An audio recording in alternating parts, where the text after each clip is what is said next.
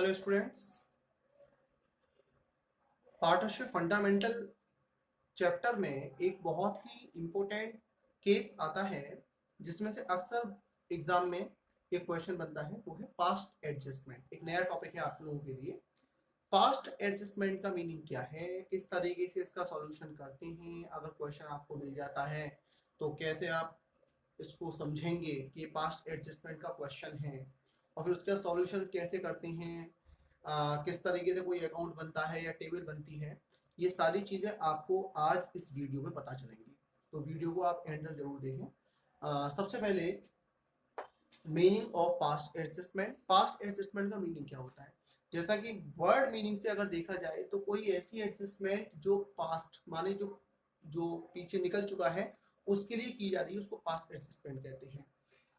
Accountancy में होता क्या है कि हम कोई भी अगर मिस्टेक कर दी है तो उस मिस्टेक को हम लोग कटिंग नहीं कर सकते हैं, ओवर राइटिंग नहीं कर सकते हैं, वाइटनर यूज नहीं कर सकते हैं। हम उसका जो ट्रीटमेंट है, सही ट्रीटमेंट है, वो केवल एक उस मिस्टेक को सही करने के लिए जो एंट्री हो सकती है वो उसके साथ हम उसको सॉल्व करने की कोशिश करते हैं। तो जब भी पास्ट एडजस्टमेंट का क्वेश्चन होगा तो आपको कैसे क्वेश्चन बताया जाएगा, पहले इसकी पहचान को समझ लीजिए। तो पहचान ये बताएगा कि भाई पार्टनर्स को सैलरी नहीं दी गई, कम दी गई या ज़्यादा दी गई। कभी कभी interest on capital suppose omitted हो गया, लिखने से रह गया, इंटरेस्ट ऑन ड्राइंग नहीं लिया गया, प्रॉफिट का डिस्ट्रीब्यूशन गलत हो गया। इस तरीके के अगर केस आपको देखने को मिल जाए तो तुरंत समझ जाइए कि ये पास्ट एडजस्टमेंट का टॉपिक है, और बिल्कुल आपको अलर्ट हो जाना है कि हमें इसे सॉल्व करना है पास्ट एडजस्टमेंट वाले तरीके से। तो पास्ट एडजस्टमेंट को तरीका क्या है इसको सही करने का। जब भी आप इस टॉपिक को आप सॉल्व करेंगे, पहले क्वेश्चन को बहुत केयरफुल तरीके से पढ़ेंगे कि क्या ये पास्ट एडजस्टमेंट का ही क्वेश्चन है। उसके बाद में आप इसका जब प्रेजेंटेशन दोगे तो इसके लिए आप क्या करोगे, टेबल शोइंग एडजस्टमेंट, एक टेबल या इसको स्टेटमेंट शोइंग एडजस्टमेंट भी कहते हैं, एक टेबल शोइंग एडजस्टमेंट आप बनाएंगे। इसका बनाने का तरीका क्या है, अब स्टेटमेंट है, टी शेप में तो होगा नहीं, स्टेटमेंट वाली शेप में ही होगा। ठीक है। अब फॉर एग्जांपल कि यहाँ पर आपको क्वेश्चन पहले देख लेना है कि कितने मेंबर्स हैं, दो पार्टनर हैं, तीन पार्टनर हैं, कितने पार्टनर हैं। तो जितने भी पार्टनर्स होंगे आपको उतने कॉलम ड्रॉ करने हैं। एक पर्टिकुलर कॉलम है, एक जितने पार्टनर्स हैं उसका कॉलम है, और एक कॉलम है आपके लिए फर्म का। ये आपको ड्रॉ करने हैं। जैसे फॉर एग्जांपल ये मान लेता हूँ कि इसमें तीन पार्टनर हैं, सपोज दैट आपको दिख रहे हैं तीन पार्टनर हैं। तो आप क्या करना है, ये हो गया आपका पर्टिकुलर का कॉलम, पर्टिकुलर हो गया। ये तीन पार्टनर है तो मान के चलो one partner, two partner, three partner और वन एक्स्ट्रा। मैंने बताया ना कि अगर तीन पार्टनर है तो चार कॉलम बनाने हैं, चार है तो पांच बनाने हैं, दो है तो तीन बनाने हैं, एक तो होगा ही नहीं। चलिए, तो इसके बाद में ये आपने ड्रॉ कर लिया। इसके बाद में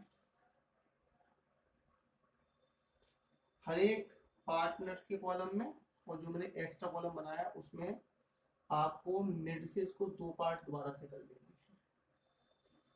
ठीक है। अब ये टेबल आपको बन के तैयार हो चुकी है। अब आप क्या करोगे इसमें, ये तो है आपका पर्टिकुलर कॉलम, ये कौन सा कॉलम है, ये है कॉलम फॉर पर्टिकुलर्स। यहाँ पर आप पार्टनर्स के नाम लिखेंगे या फर्म का नाम लिखेंगे या फर्म लिखेंगे केवल। दूसरी बात आपको एक चीज और नोटिस में रखनी है कि जब आप यहाँ पर पार्टनर का नाम यूज कर रहे हैं तो क्वेश्चन आपने पढ़ ही लिया होगा, तो क्वेश्चन पढ़ने के बाद ये देखा होगा कि कैपिटल फिक्स्ड है या फ्लक्चुएटिंग है। अगर कैपिटल फिक्स्ड होगी तो आप यहाँ पर पार्टनर्स के नाम के साथ करेंट अकाउंट यूज करेंगे हर एक कॉलम में। और अगर कैपिटल फ्लक्चुएटिंग है या क्वेश्चन साइलेंट है कैपिटल के बारे में, तब भी उसको फ्लक्चुएटिंग ही मानते हैं, तो यहाँ पर कैपिटल अकाउंट यूज करना है। ठीक है, वो भी मैं आपको करके बताऊंगा। ये जो दो कॉलम मैंने बताए हैं, ये एक कॉलम डेबिट का है, एक क्रेडिट का है। रुपीज का साइन भी बना दो, debit and credit, again rupees का साइन, डेबिट क्रेडिट, और ये इसमें भी डेबिट और क्रेडिट। ये फर्म है जिसको मैं पी एंड एल एप्रोप्रिएशन मान लिया है, P and L appropriation account है फर्म का। ये तीन पार्टनर है, चलो जल्दी से काम करते हैं, क्वेश्चन उठा लेते हैं जिससे कि फॉर्मेट तो समझ में आएगी यार, सॉल्व कैसे करना है वो भी हम क्लियर कर लेते हैं। चलिए तो पहले क्वेश्चन को रीड करेंगे, समझेंगे। पास्ट एडजस्टमेंट का पहला ही क्वेश्चन है, question number 57। Open your book. देखिए, रिया, मोना एंड निशा 3 पार्टनर्स हैं, उनका प्रॉफिट शेयरिंग रेशियो है 3:2:1। Profit for the last 3 years, 3 साल के प्रॉफिट दिए हुए हैं 1,40,000, 84,000 और 1,06,000 respectively. These profits were by mistake distributed equally. The error is now to be corrected. समझ में आ गया? क्वेश्चन पढ़ लिया, लिखा हुआ है error is now to be corrected, माने रेशियो था 3:1 और बांट दिया इन्होंने इक्वल रेशियो में। अब इसके लिए आपको एक जनरल एंट्री पास करनी है।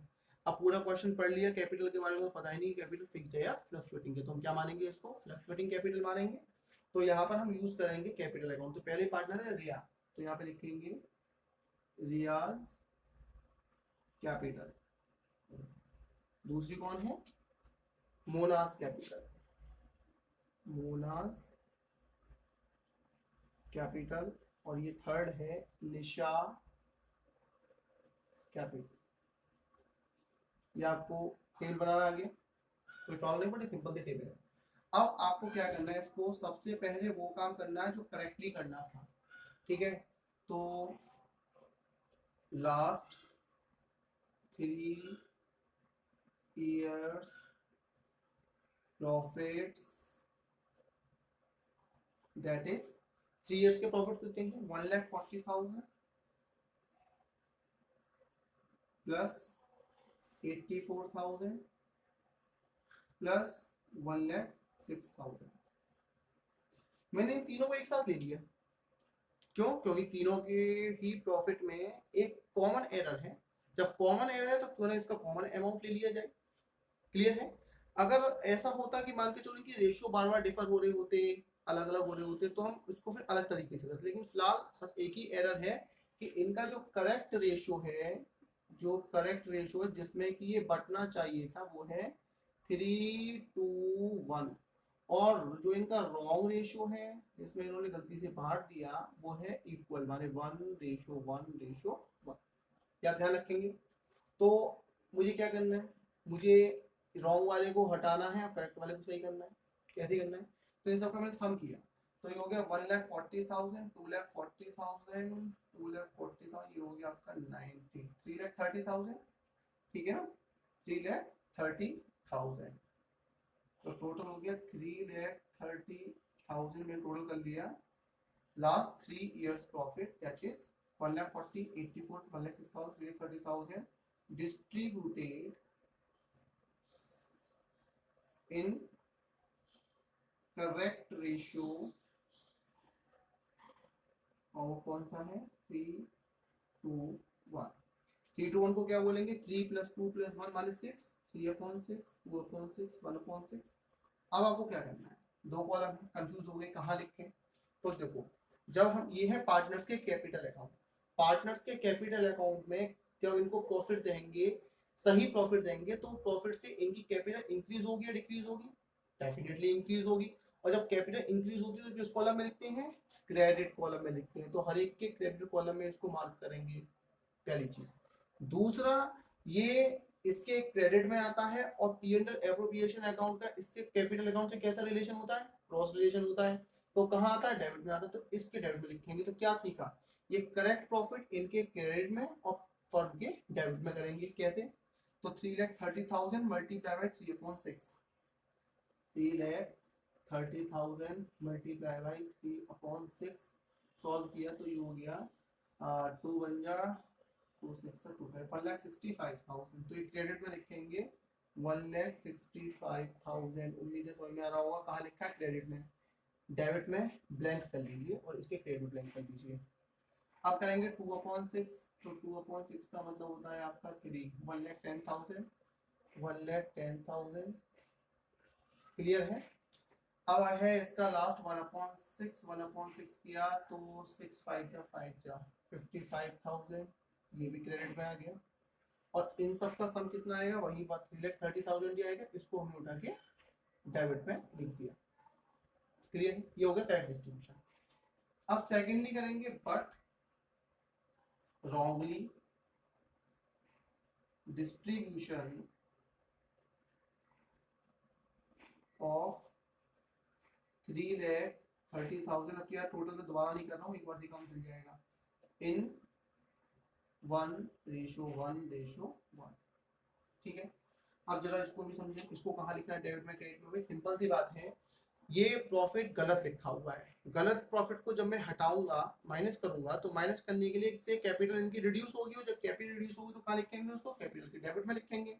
तो इसको हम डेबिट में लिखने वाले हैं 1+1+1 3 1/3 1/3 1/3, तीनों को एक जैसा मिलने वाला है 1,10,000 ईच। तो इसके भी डेबिट में लिखेंगे 1,10,000, इसके में भी डेबिट में, ध्यान रखेंगे डेबिट में लिखना है कहाँ, डेबिट डेबिट 1,10,000, ये भी कहाँ आएगा, डेबिट में। और इसके जो आएगा वो क्रेडिट में है, क्योंकि ये अपोजिट रिलेशन है दोनों का। और सिंपल सा कॉन्सेप्ट है। अब क्या करना है, इसको टोटल करिए, टोटल, इसका टोटल वही 1,10,000, इसका टोटल 1,65,000, इसका टोटल हो गया 1,10,000, इसका 110, इसका इक्वल है, इसका भी 110, और इसका 55,000, इसका 3,30,000 और 3,30,000। उम्मीद है समझ में आ गया होगा। अब हम क्या करेंगे, इसकी हेल्प से निकालेंगे नेट इफेक्ट। नेट इफेक्ट क्या होता है, नेट इफेक्ट का मतलब होता है कि आपका जो टोटल है वो डेबिट का ज्यादा है या क्रेडिट का ज्यादा है। चलो तो देखते हैं। चलो देखो, इसके डेबिट का टोटल है 1,10,000 और क्रेडिट का 65, तो कौन सा ज्यादा है, इसका क्रेडिट का ज्यादा है। कितना ज्यादा है, 55, क्रेडिट का टोटल ज्यादा है। इसका 110 110 दोनों इक्वल है, तो निल। और इसका डेबिट का ज्यादा है 55,000, डेबिट का ज्यादा है, और ये ऑटोमेटिक आपका निल हो गया। उम्मीद है समझ में आ गया होगा। इसे टेबल को क्लोज कर दीजिए, ये आपकी टेबल बनके तैयार हो गई। अब आपको क्या पास करना है, इसके लिए आपको एक जर्नल एंट्री पास करनी है, जर्नल एंट्री पास करनी है। तो उसके लिए जर्नल एंट्री जो बनेगी वो कहाँ बनेगी, हमेशा इसके ऊपर बनेगी, सबसे ऊपर। ये तो इसका वर्किंग नोट है, तो यहाँ लिखेंगे इसकी entry, adjustment entry, adjustment entry. Format बना लीजिए जर्नल का, बन गया। अब ये देखो, ये क्रेडिट है, कौन, रिया, ये इसका कोई रोल नहीं है, न्यूट्रल है, इसका कुछ काम नहीं करना। और ये है डेबिट, डेबिट कौन है, निशा। तो अपने आप आपको आंसर पता चलेगा कि निशा हो रही है डेबिट। तो यहाँ लिखेंगे Nisha's capital account debit to, credit कौन है, Riya, to Riya's capital account. कितना कितना अमाउंट है, अमाउंट इन दोनों को सिंपल आएगा, सेम आएगा, 55,000 और 55,000। नरेशन लिख दीजिए, कैपिटल अकाउंट एडजस्टेड